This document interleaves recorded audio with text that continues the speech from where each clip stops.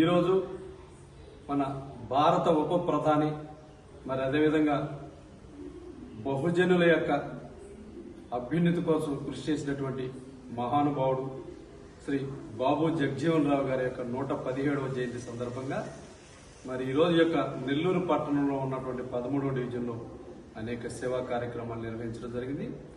మరి బాబు జగజీవన్ రావు గారు బీహార్ రాష్ట్రంలో జన్మించి 30 సంవత్సరాలు మరి యొక్క రాజకీయ ప్రస్థానంలో అనేక పదవులను కూడా అతను అలంకరించడం జరిగింది.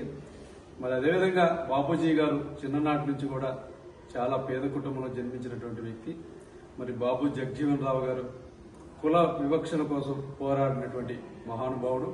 అదేవిధంగా స్వతంత్ర ఉద్యమంలో కూడా తన పాత్రను ఈ యొక్క భారతదేశానికి అందించి మరి భారత స్వతంత్ర అనంతరం రాజకీయంలో అతను 30 ఏళ్ల పాటు అనేక పదవులను అలంకరించి ఉప ప్రధానిగా కూడా ఈ యొక్క దేశానికి సేవలు అందించినటువంటి మహానుభావుడు.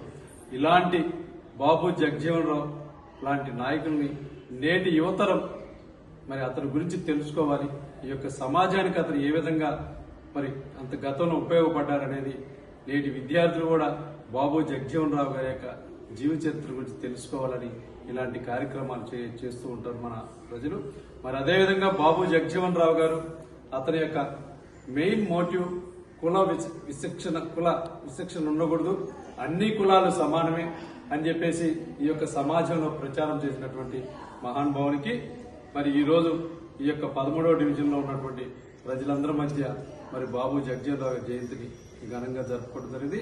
మరి బాబు జగజీవన్ రావు గారు ఎక్కడున్నా కానీ అతని యొక్క ఆత్మ శాంతించాలని ఈ సందర్భంగా భగవంతుని ప్రార్థిస్తూ మరి యొక్క కార్యక్రమానికి ఇచ్చేసినటువంటి మరి నెల్లూరు నగర మున్సిపల్ పరిధిలోని 13వ డివిజన్ ప్రజలందరికీ మరి అదేవిధంగా వారి అందరి తరఫున జగజీవన్ రావు గారి యొక్క ఆత్మ శాంతించాలని ఈ సందర్భంగా భగవంతుని ప్రార్థిస్తూ ఈ యొక్క కార్యక్రమాన్ని ముగిస్తున్నాం.